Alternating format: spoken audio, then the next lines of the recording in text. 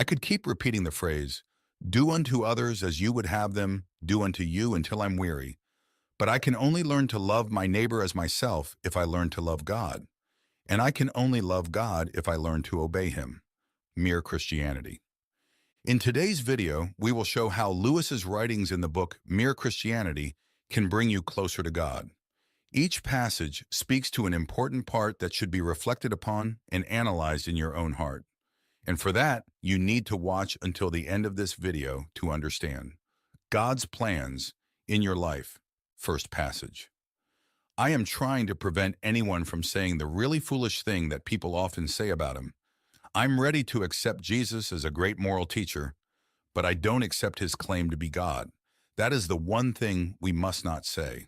A man who was merely a man and said the sort of things Jesus said would not be a great moral teacher.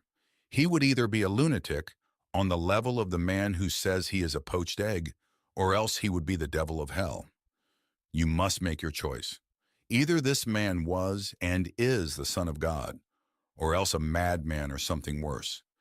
You can shut him up for a fool, you can spit at him and kill him as a demon, or you can fall at his feet and call him Lord and God. But let us not come with any patronizing nonsense about him being a great human teacher. He hasn't left that open to us. He did not intend to. In Matthew 16:15-17, when Jesus asked his disciples, "Who do you say that I am?" Simon Peter answered, "You are the Christ, the Son of the living God." Jesus praised Peter's response, indicating that it was revealed by God and true. Jesus leaves no room for a middle ground. If he is not who he says he is, then his words cannot be merely seen as good moral advice, but rather as those of someone out of touch with reality or even malevolent. Thus, the choice we face is to accept Jesus as Lord and God, reject him as a madman or a diabolical figure, or attempt to fit him into a category he himself does not allow, like merely a human moral teacher. Lewis challenges us to make this conscious and clear choice. So, what is your choice? If you have any doubts in your heart, this is the time to reflect. There can be no middle ground. Is Jesus, in your opinion, your Lord and God? Reflect. Second passage. Imagine yourself as a living house. God comes in to rebuild that house. At first, you might understand what he is doing. He's fixing the plumbing and stopping leaks in the roof, and so on. You knew these jobs needed to be done, and so you are not surprised. But soon, he starts knocking the house down in a way that hurts terribly and does not seem to make sense. What on earth is he doing? The explanation is that he is building a completely different house from the one you thought, adding a new wing here, putting an extra floor there, raising towers, making courtyards.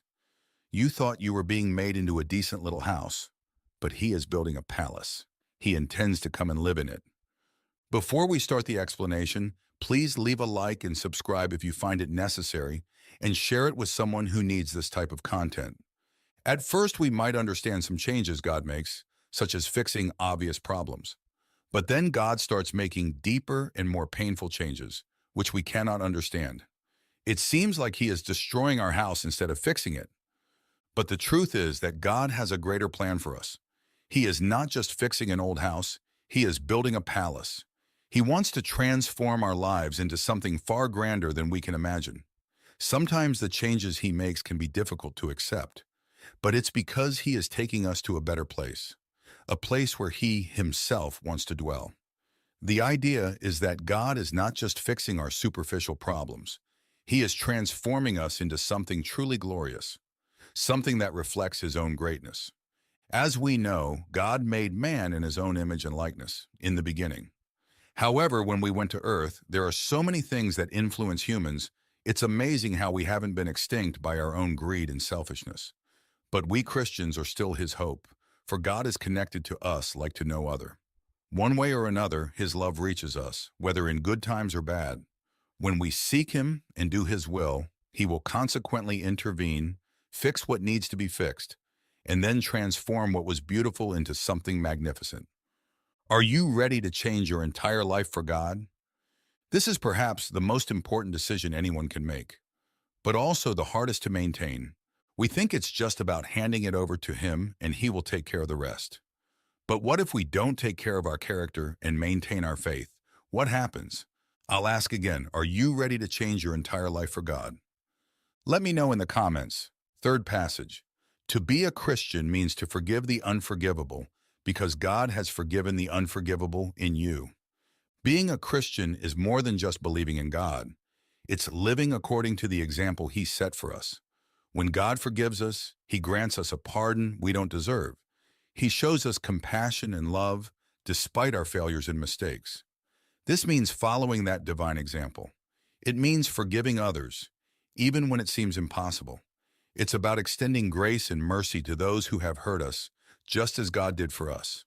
It's a reminder that forgiveness is a powerful act of love and freedom, both for the forgiver and the forgiven.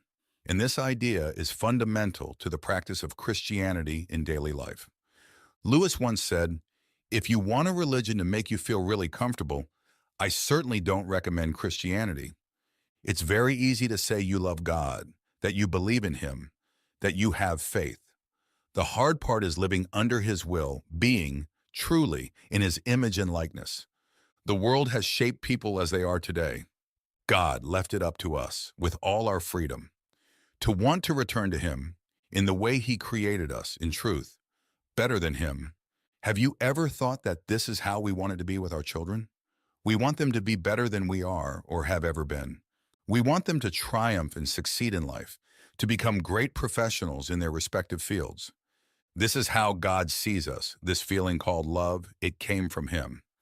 Since He loves us much more than we can imagine, it's not hard to believe that He wants us to be better than He is. In the Bible, there is a passage that well portrays the essence of this phrase in Ephesians 4:32. Be kind and compassionate to one another, forgiving each other, just as in Christ God forgave you. This reinforces the importance of mutual forgiveness among Christians, mirroring the forgiveness we receive from God through Christ. Well, do you need to forgive someone in your life? Tell us in the comments. Someday it might be easier to forgive than you think. Fourth passage. We can indeed be sure that perfect chastity, as with perfect charity, will not be attained by merely human efforts. You must ask for God's help.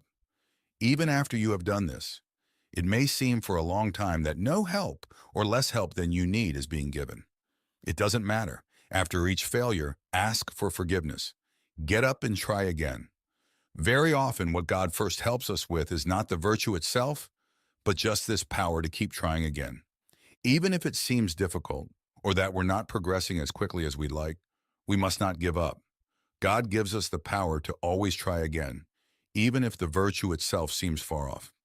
This is a reminder that the process of spiritual growth is a continual journey, and each attempt brings us closer to God in the virtue we seek. One of the greatest examples of this was Moses. Moses led the people for 40 years on a journey toward the Promised Land. During that time, they faced various hardships and trials. At many times, the people of Israel failed and sinned against God, disobeying His commandments. But Moses always interceded for them, seeking forgiveness and divine guidance. Even when it seemed that God was not acting in the expected way or that help was slow in coming, Moses persisted in his faith. After each failure and challenge, Moses continued to seek God's guidance and forgiveness, getting up and leading the people forward. Even amid difficulties and failures, it's essential to continue trusting in God, seeking His help, and being persistent on the spiritual journey. Moses teaches us that even when it seems we are far from the virtue we seek, we must persist in our effort and trust in God's help to guide us on the right path. We should be more like Moses, have faith above all, and be persistent in our path. I can do all things through Him who strengthens me. Philippians 4:13. We can, I believe in that. Pray, ask for strength. Don't be afraid to open up to God. He will guide you silently to your destination, but only those willing to endure the difficulties along the way will reach it. The fifth is perhaps the hardest to understand or achieve. Fifth passage. If I find in myself a desire that no experience in this world can satisfy, the most probable explanation is that I was made for another world. When we feel an intense desire that nothing in this world can satisfy, it indicates that we were made for something beyond this life. Lewis is pointing to the idea that the deepest human longings, such as true love, lasting peace, and spiritual fulfillment, cannot be fully realized in this world. These desires point to a greater reality, one for which we are destined. Ecclesiastes 3:11. He has made everything beautiful in its time.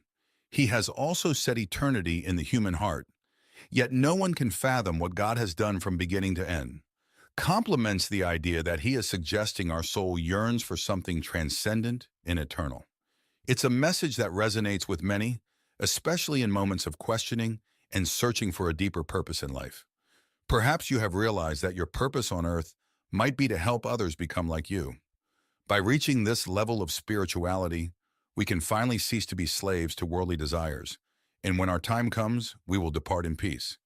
But if you stop to think about it, this is something so rare nowadays. Because to reach this point of spiritual satisfaction, one must have dedicated a lot to the satiation of their spirituality. A person has to immerse themselves in the teachings of Christ and drink every drop. It is indeed very difficult. Do you have the desire to feel so content with your walk with God that you reach this point? Reflect deeply. We are merely flesh. Our soul will live forever. It needs attention. If needed, watch again. It will always be here for your studies. Thank you for watching this far.